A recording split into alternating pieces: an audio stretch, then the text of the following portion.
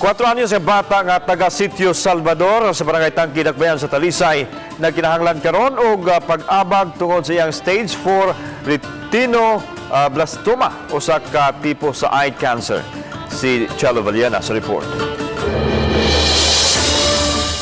Giatiman na sa Vicente Soto Memorial Medical Center ang 4 anyos nga si RV Nino.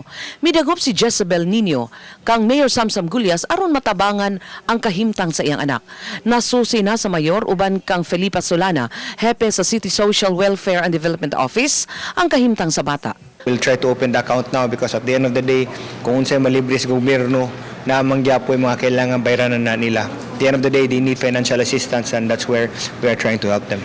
Karong bag-o gipahibaw ni Solana nga nananghid na sila sa Department of Social Welfare and Development nga tugutan si Jezebel Nino nga makasolicit.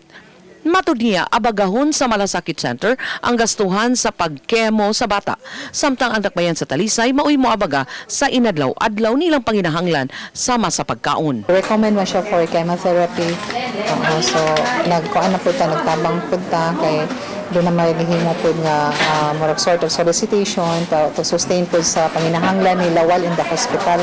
Uban ni Renante Quiñones, Chelo Valiana, Balitang Bisdak.